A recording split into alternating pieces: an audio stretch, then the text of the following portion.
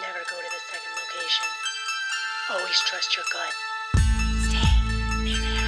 Hello, my name is Chrissy Champagne. You are listening to Residue, a true crime podcast dedicated to keeping you paranoid.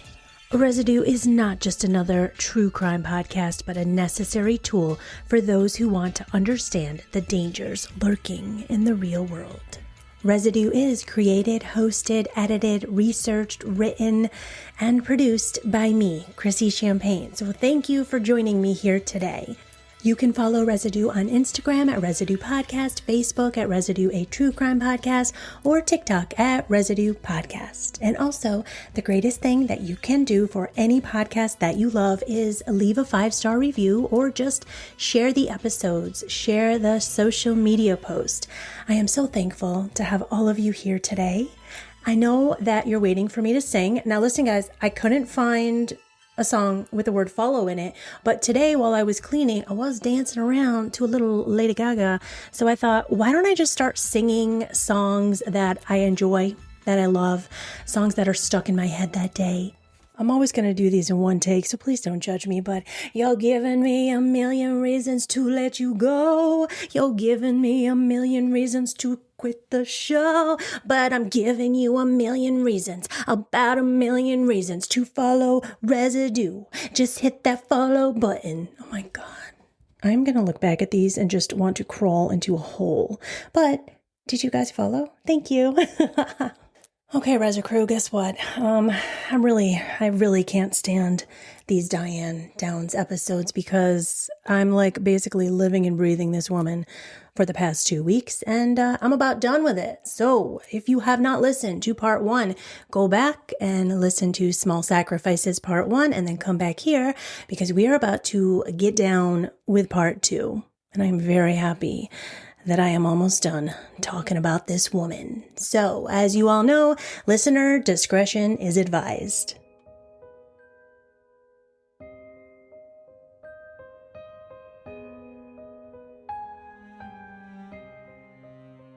In part 1, we ended with the fact that the police found a journal, a diary in Diane's apartment, and there was a man named Robert Nick Knickerbocker that she spoke of often. Okay, and from these journal entries, it's very clear that Diane is obsessed with Nick. She might call it love. It's clearly bordering on obsession. So let's give you a little background on the way that Diane did conduct herself at her post office job when it came to the men. She was very flirty. She was basically like working her way through the men at the post office. And in the book, Small Sacrifices, Anne Rule describes Diane as basically a nymphomaniac. And you know, normally I'd be like, girl, go ahead, get yours, get it. But this is very important to the story of Diane to know that she just thrived on the attention of men. Diane would attract her lovers by being available, submissive, flirty. She would reel them in that way, but then it would all fall apart pretty quickly because as the men started to get to know her, she wasn't this bubbly cheerleader type of woman. She was actually more like a dominatrix, and the men she was pulling in didn't like this side of her. So she didn't stay with every man for very long. But Robert Nick Knickerbocker was the man that she fell in love with, and she wanted him. And when Robert told her that he was going to stay with his wife, and he admitted everything to his wife, Diane couldn't take it. And she wouldn't stop stalking him, writing him. Diane wrote him a letter every single day, even after she moved. So the DA, Fred Hughey, he starts to realize after seeing these letters in Diane's diary that maybe she did this so she could be with Nick. And I'm going to read you one of the letters that he found in her diary. So if you read the book, Small Sacrifices, Anne Rule actually refers to Robert Nick Knickerbocker as the name Lou Lewiston, but it's really Nick. So let me read you a letter that Diane wrote, and the DA is starting to suspect something. My dear, sweet Nick, what happened? I'm so confused. What could she have said or done to make you act this way? I spoke to you this morning for the last time. It broke my heart to hear you say, don't call or write. I still think of you as my best friend and my only lover, and you keep telling me to go away and find someone else. You have got to be kidding. So Fred Hughie wants to get on Nick right away. He wants to interview Nick with his wife. And a lot of people started thinking maybe Nick did this, or did Diane do this to be with Nick? So people are looking at the situation. They know that Nick didn't want kids. He didn't want Diane's kids. He didn't want his own kids. But not only that, but Diane is in this horrific situation. One of her children has died. 2 of her other children are in the hospital. She's being suspected of murder, and Nick hasn't once reached out to her. He hasn't contacted her. He hasn't flown to see her, sent her flowers, nothing. Now, detectives go and they interview Nick and his wife, and they even ask if his wife wants to leave the situation because this might be too much for her to hear. And Nick is like, I've told her everything. She is staying.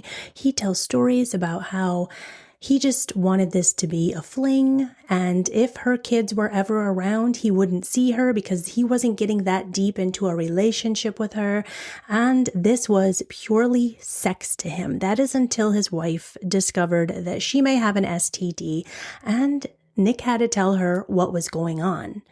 He says he broke up with Diane, or he broke off the fling, and she just wouldn't take no for an answer. She just acted like he didn't say that, and she kept going about like they were still going to continue, but he refused. He does say that there was one day he was on his mail route and she came to him, she found him, and she said, listen, I want you to write your name on me with a pen because I'm going to get a tattoo of your name. And he was like, hell no, are you crazy? Please get away from me. And she didn't care if he wrote it or not. She went and got a tattoo with the name Nick. And this is just giving you a little bit more of an emphasis on the fact that Diane's crazy. She just went and got a tattoo of the name of a married guy who has broken up with her numerous times and told her to go away. Okay, so when police first go there and they talk to Nick, they think he could possibly be in on this. He could be a suspect. But as they're talking to him, they start to realize that he's not a suspect at all. Now, Nick is telling the officers that he's actually afraid of Diane. She's fucking nuts. And he's afraid that she's going to come and kill his wife now because he is convinced that Diane shot her own kids. And so Nick actually helps the police, and he ends up having a lot of phone calls with Diane that the police tap. I do actually have some of those phone calls linked in the show notes. So as suspicion is growing, more and more people are believing that Diane did this. And now we got Nick. We've got this whole situation with a man, and maybe she was getting rid of her kids to be with this man. But we also have the way that Diane is acting in the media. She is like a star. She's the star of her own show. She does this reenactment. Now, this is 4 days after her children were shot, and she is claiming she didn't do it. The police ask her, can you reenact what happened that night? And I think a lot of this was just to get her on tape and see how she was behaving. But you've got to see this reenactment. I also have that tagged in the show notes. This woman is having the time of her life. She's getting in and out of the car. She's giggling, laughing with the police officers, with the people that are videotaping this whole thing. It's like she's in a new TV series, and she can't get enough of it. She starts to get in the car at one point. She's got a cast on because remember, her arm was shot, her elbow was shot. So she's getting in and out of the car, and she bangs her elbow and she starts giggling. She's like, oh my God, oh, I hurt my arm. I banged my arm. It's almost like it hurt more than, and then she just trails off. It was like she was going to say, it's almost like it hurt more than the time I shot myself. You got to watch it. I'm telling you, the lady is shady. And along with this reenactment, Diane is doing interview after interview. It's like she couldn't get enough. And at this point, police really don't have any hard evidence, but these interviews are just getting so much more haunting and chilling. And it's almost as if Diane's interviews are becoming the evidence for these detectives. And you guys all know, we wouldn't give interviews, but none of us would go on TV to laugh and chat and get our hair done when this happened to our children, to anyone. This is insane the way this woman was behaving. So, she thinks she's a star in her own mind. She doesn't even cry. That's the other thing. There's never a tear. She is just a stone-faced woman. I would say it's more like a smirk is constantly on her face. And in one interview, she says, "If I had shot my own children, would I not have done a good job of it? Why would I take my children to the hospital?" Like, did you just say on national television? Well, if I would have shot my children, I would have made sure that they were dead and I wouldn't have driven them to the hospital. And that brings me to another point. So after this story starts becoming big, this guy calls in to the police department with a tip. He says, "Listen, the night of this shooting, I was on that same road with my wife in the car, and we were driving behind a vehicle that is the same exact vehicle that Diane Downs owns. And this vehicle was not speeding. In fact, this vehicle was going about 5 to 10 miles an hour. Sometimes it didn't seem like it was moving at all. And now this was a road where you could pass people, but the guy wasn't able to pass this vehicle because he couldn't see far enough ahead. It wasn't safe. So he was getting so frustrated. And you know how that feels when you're behind a car and you just want to pummel someone because they are driving so slow. So that's why he remembers this event. And it came back to his mind as he's seeing all this on the TV. And he says, that woman was not rushing to get those kids to the hospital. In fact, she was taking her sweet ass time.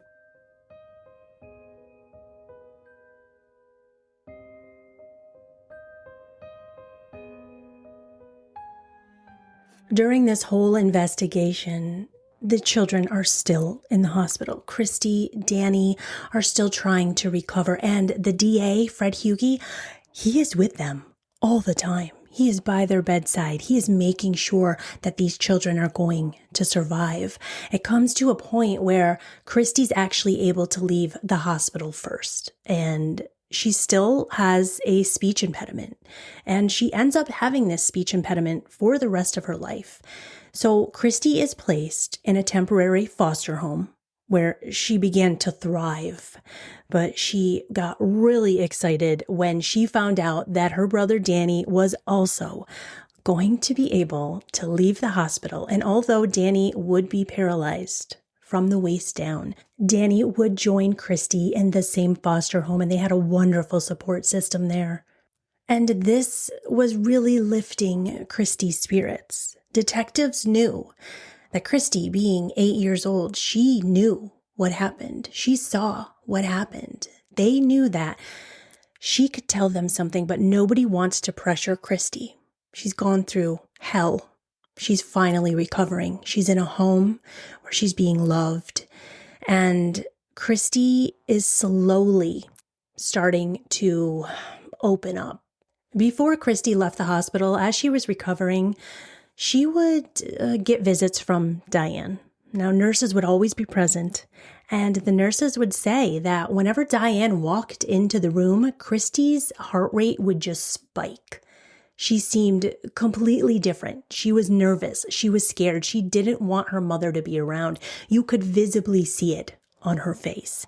When you think about this case and you think about the fact that all of these nurses, the DA, the doctors, the officers, the way they protected these children, it gets me I'm teary-eyed about how this community rallied around these children and how these people that had never met these children loved them and protected them more than their own mother.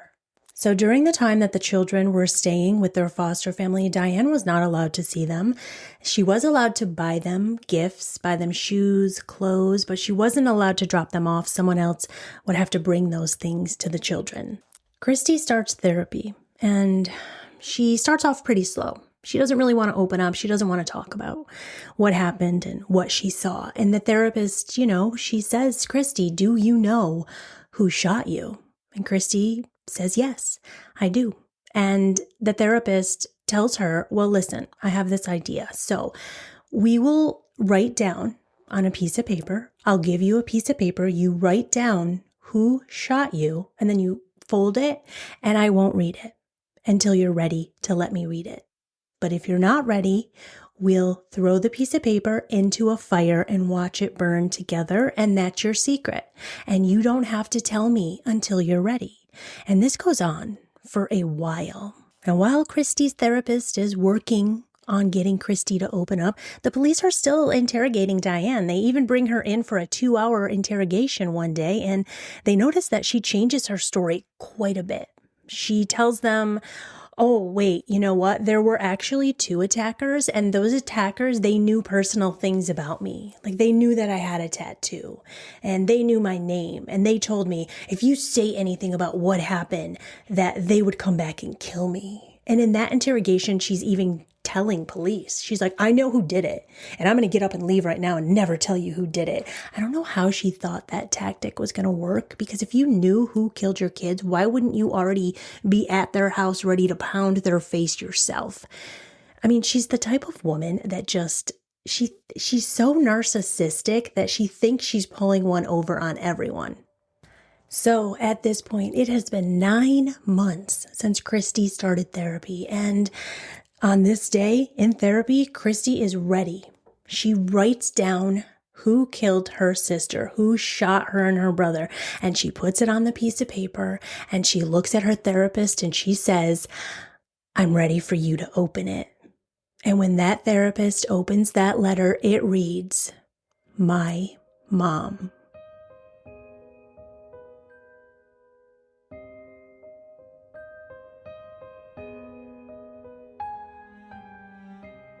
On February 28th, 1984, Diane Downs is arrested for the murder. 1 count of murder against her daughter Cheryl and 2 counts of attempted murder against her children, Christy and Danny. And to Diane, this doesn't mean shit except for the fact that she's back in the spotlight. Diane is flirty, she's smiley, she is ready for the cameras, and she is ready to prove that she is innocent because she doesn't think the cops have anything on her. 1 year after the shootings, in May of 1984, Diane Downs' trial begins, and guess what? She's pregnant. Diane purposely gets pregnant, has a very brief fling with a man who will not be named. And I know I see this a lot in my comments that Diane did tell author Ann Rule who the father was, and Ann Rule refuses to disclose that because she promised Diane, and that really angers a lot of people. But Diane has not said the name of this man, and this man got her pregnant. Diane did this on purpose. She wanted sympathy. She wanted the jury and the judge and everyone in America to look at her as this motherly woman who could never harm her children. But Diane's in an interview, and this is what she says. She's being asked, why are you pregnant again? Why do you keep getting pregnant? And Diane says, I got pregnant because I missed my children. And she says this on an Oprah Winfrey interview, and the whole audience just gasps, She says, I just went and got pregnant because I was so lonely. I missed my children. I'm never going to see Cheryl on this earth again. You can't replace children, but you can replace the effect they give you. They give me love. They give me satisfaction. They give me stability. They give me a reason to live and a reason to be happy. And that's gone. They took that from me. But children are so easy to conceive. I feel like Diane Downs should write a book about things you could say that make people want to punch you in your face. So during trial, obviously Christy's testimony is going to be the crucial point. They did not allow cameras in the courtroom, and they did allow sketches. Christy arrives to the courtroom. She has to walk from the door to the stand, and it is just dead silence. And Christy gets on the stand, and when she does start speaking, her voice is trembling. And you might remember this scene from the movie Small Sacrifices. The actress that played Christy was spectacular. You feel like you're watching the real child tell you this. It brings tears to your eyes. The actress Emily Perkins actually portrayed Christy. Ann Rule, the author of Small Sacrifices, was actually in the courtroom for every single day. She was there for every testimony. So I want to read to you a little bit of what she said about Christy's testimony. DA Fred Hughey asks Christy, do you remember if there was any music playing in the car? Yeah. Was that from the radio or was it from the tape? Tape. And do you remember there was a time when the car stopped? Yeah. And this is when Christy begins to cry. Hughie pauses and Christy takes a deep breath. And then Hughie asks, when the car stopped, did you see any other people around? Christy said, no. Did you see any person standing in the road? No. When the car stopped, what did your mom do? And that is when Ann Rule says, there is no sound at all in the packed courtroom. Nothing beyond Fred Hughie's soft questions and the witnesses' tear-choked answers. No breathing. Seemingly no heartbeats from the jury or the gallery. Christy then responds to his question about what her mother did. She says she got out and she pulled the lever that went to the trunk. The next question Fred Hughie asked Christy is a question that he has only asked her 2 times before. And he asks her this question in front of a packed courtroom. He says, what did you see then? Christy says, she kneeled down and then Christy stops and she starts to sob, burying her face in her hands, and her sobs are echoed in the courtroom as spectators also break into tears. Diane turned her head away and didn't look at Christy. Fred Hughie asked Christy what happened then, and Christy says she shot Cheryl. He asked Christy, and you saw this happen? And Christy says, yes. And he says, and the music, Duran Duran, Hungry Like the Wolf, which, by the way, was Diane's song with Nick Knickerbocker. That song was still playing. And Christy said, yes. It's at this point that Fred Hughie asks her if she knows the name of the song, and Christy just puts her head down and starts to cry, and she can't answer. And he's like, that's okay. I mean, just the thought of even saying the name of that song is driving Christy to tears. And Fred Hughie asks her, it's okay. It's okay. Just tell me what happened next. Christy says she leaned over the back seat and shot Danny. Then she standed up, walked to the side of and that's all she can say. And she stops talking. This little girl is 9 years old. She's sitting across from her mother who shot her. He then asks her, do you know who shot you? And she says, yes, my mom. Christy is then asked if she remembers the name of the song, and she says she can't remember. So the DA says, if I say the title, do you think you'll remember? He says, Hungry Like the Wolf, and she says, yes. He then shows her the gold-plated unicorn that I mentioned in part 1. Remember when Diane was in the car with the cops in the beginning and they were driving her to the crime scene? And she just was rambling on about this unicorn that she bought the kids, and then detectives found the unicorn at her house. Now, this unicorn was bought a couple of days before the children were shot. It was engraved with all of their names. Christy says, yes, I remember that my mother brought that unicorn home for us and said, this is a gift to all 3 of us. Okay, this part's so hard to say. The DA then asks her, do you love your mom? And then Christy says, yeah. And the entire courtroom is just hysterically crying.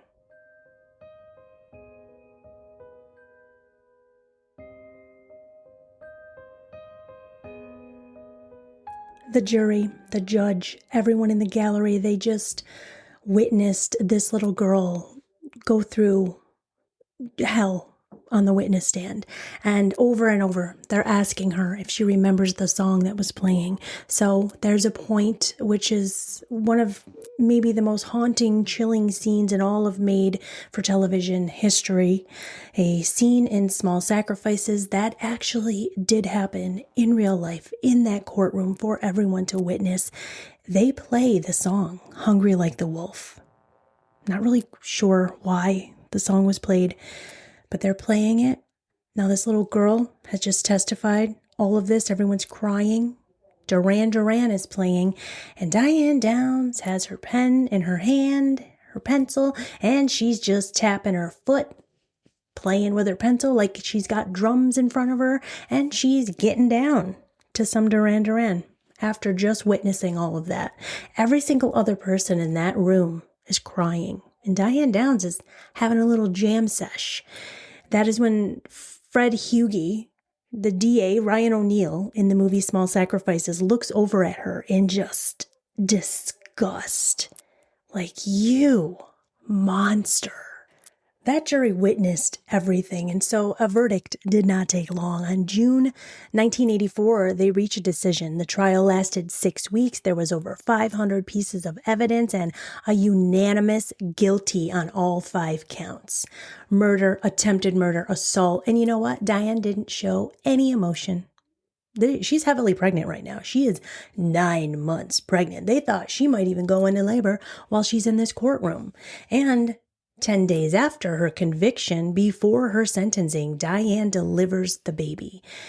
The caseworkers arrive to the hospital when she delivers the baby, and they take the child away from her immediately. And Diane then still showed no emotion, but she did name her baby. She named that baby Amy Elizabeth. And right after Amy was born, Diane is shipped right back off to jail to await sentencing.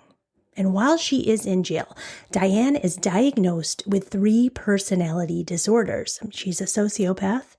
She thinks that the rules don't apply to her.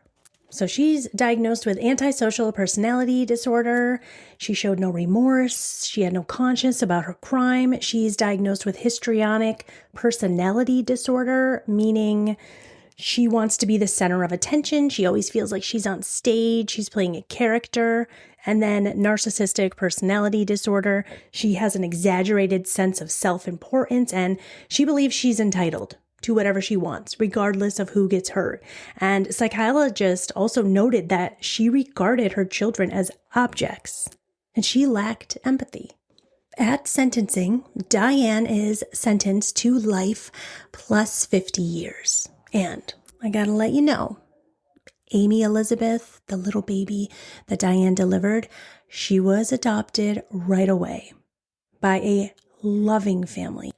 Baby Amy Elizabeth was taken to a hotel room in secret, and here is where she met her new parents, Chris and Jackie Babcock, and they immediately fell in love with their new baby girl. They named her Rebecca, and she was going to go by Becky. So when the adoption agency tells these 2 brand new parents that their baby was born to Diane Downs, they were shocked. But that's not going to stop them. They know this baby needs a home. They are a loving family. They're going to love her, and they're going to raise her so that she never knows that Diane Downs was her mother. This is going to be kept a secret, and they knew that from the get-go. That was the plan. So you're probably wondering how I know her name is Rebecca, how I know she's called Becky, and how I know the names of her parents. That is because they weren't able to keep it a secret, because Diane Downs escaped from prison.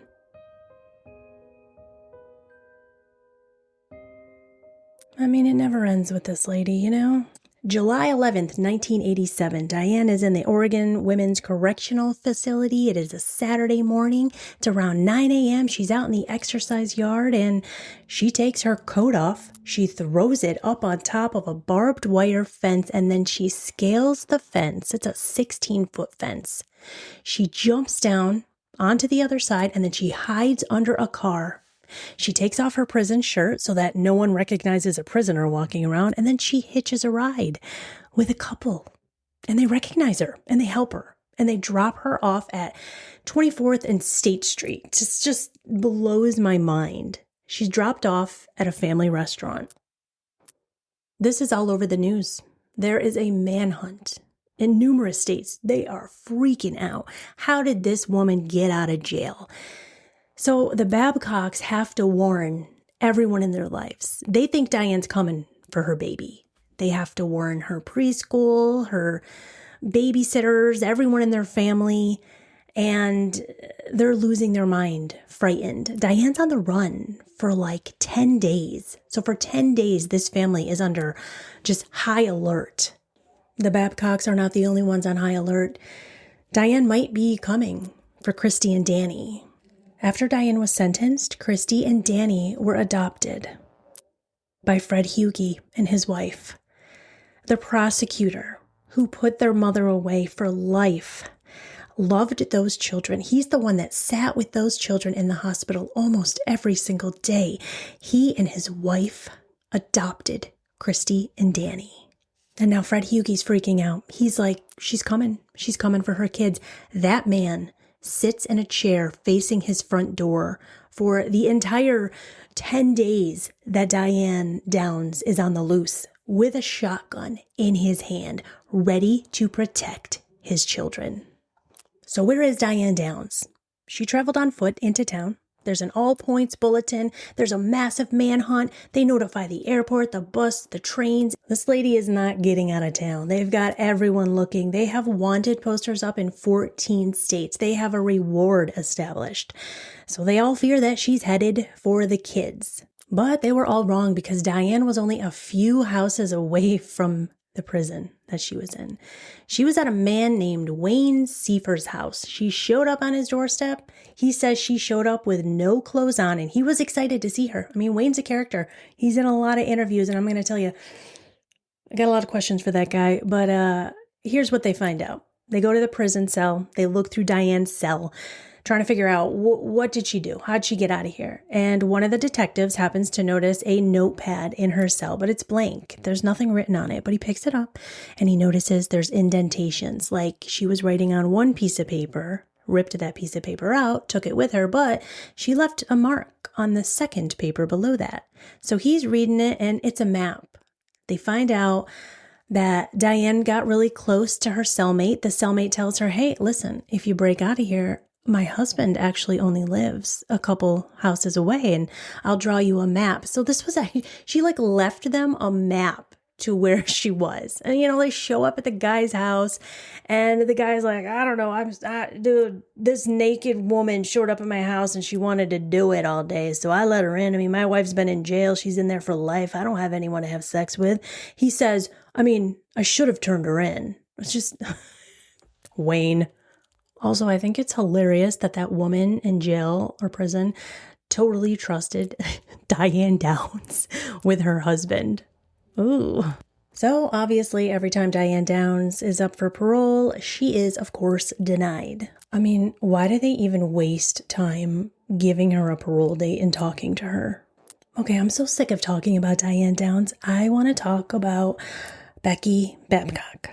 Okay, so around 2019, Becky Babcock did talk to 2020. Becky did say that her childhood was full of dreams and she had every opportunity that she wanted. Her parents wanted her to prosper, learn, grow. She had a great family. She had a great life. Becky became a behavioral health coordinator for children in Oregon. And she said that she feels like she's always known that she was adopted. At first, she didn't question where she came from. And then when she did find out that she was Diane Downs' biological daughter, she says that a part of her was afraid that if that's where she came from, is that where she is going? And she said she felt a connection to her biological mother, Diane Downs, but that it was terrifying. And then she came to the realization that she could never do something like that. That is not her. Becky says that she started asking her mom lots of questions when she was young, and her mother, Jackie, would kind of just not really answer all the questions. And it eventually got to the point where her mother, Jackie, decided that the truth was way too much for this young girl to handle. And so Jackie stopped answering Becky's questions, but Becky knew from Jackie that a book had been written about her biological mother, Diane Downs. And so she went to the bookstore after her babysitter told her the name of the book was Small Sacrifices by Anne Rule. And she gets to the bookstore, and it's at that point that she was like, okay, I know the name of the book. I'm going to find it. She gets there, and this book has 8 pages of photos of Diane, of the children. So this is the first time that Becky is coming face to face with who her mother actually is. And she says that she actually kept it buried deep down after that, and she didn't really want to talk about it. Becky did an interview with the podcast Happy Face. I suggest you go listen to it. It is a fantastic podcast. It's amazing. And Becky said in that interview that When she was about 16, she told her boyfriend that her mother was actually Diane Downs. And it was during their, in the beginning of a relationship, they're just starting to get to know each other. And the boyfriend said to her, "Do you have any secrets that I don't know, that you haven't told many people?" And she told him this secret, this huge secret. Then she says that one day she gets over to his house and he says, "Hey, I want to watch a movie." And she's like, "Okay, cool." And she's left alone in the living room. He says he's going to go grab some snacks. He'll turn the movie on and start it for her. And this guy starts playing Small Sacrifices. I'm telling you, when I heard Becky say this on the podcast, the way I wanted to go find this boyfriend, it blows my mind. Now, Becky describes that she's sitting there forced to watch this movie. I mean, forced in the way like she can't look away. It's like a train wreck, and she didn't want to keep watching it, but she couldn't stop watching it. And she says that when she was younger and found the book at the bookstore, it was a little bit different because she didn't read the book. She just, she didn't get details. She just looked at the pictures. And so this was the first time that she's ever hearing and seeing the actual story. And this interview, it just breaks my heart because she says that when she watched this, she felt like a little piece of her is gone. Like her innocence was just gone after seeing that movie. Becky says that is the point where she realized, okay, my mother, Jackie, I know why now. She didn't want to tell me any of these details, and she understood why her mother tried her hardest to keep this a secret. Becky talks about seeing Diane in the movie holding a baby, and she started to realize like, oh my God, this woman gave birth to me. This woman held me like she's holding that baby. Like, am I going to be like this woman? And she's a part of me. I'm a part of her. She says seeing that scene in the movie just made her feel just uncomfortable, and it was the most difficult thing to watch. Now, to give a little background on Becky, after she watched this movie, she became a bit rebellious. She started drinking, smoking. She was not making the best decisions in life, but after a while, she realized, I've got to change. I've got to do something to better my life, and she decides to go to boot camp. But while they're in boot camp, she takes a pregnancy test and realizes she is pregnant. She is a teenager and she is pregnant. And now her parents, they help her in certain ways, but they tell her, we've raised our kids. This is your kid now. This is your responsibility. So they buy her a house, they give her somewhere to live. And Becky goes through a lot during this time and then ends up getting pregnant again. And now her parents don't want to help her. And her parents they suggest, adoption. You're very young. You're overwhelmed. You can't handle 2 children, and you can give your child up for adoption. And so Becky does. And now this is important to know, this part of her life, because this is when Becky is so severely depressed that she feels like maybe I should reach out to Diane. Diane's been through this. She knows what I'm feeling. I mean, the woman held me as a child. We share the same genes. Maybe she can help me through this. And so that is when she starts corresponding with her biological mother, Diane. But this correspondence doesn't last long. It's about 6 letters. Becky starts asking her who her biological father is, and Diane starts getting pissed. She felt like Diane didn't like that the spotlight wasn't on her because now Becky's asking about her father. And Diane said to her, "You know what? I'm never going to tell you, so stop asking me." Becky stops corresponding with Diane, and she says that by going to the media the way that she did in 2019, that was a way for her to take back control of her identity. She didn't want to be known as Diane Downs' daughter. She wanted everyone to know she is her own person.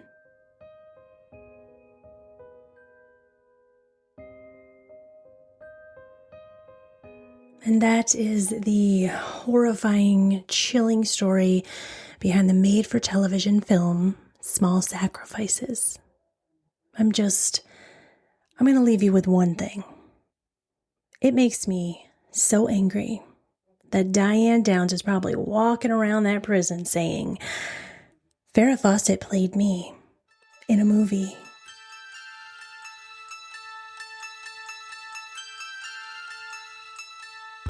Stay safe and stay paranoid.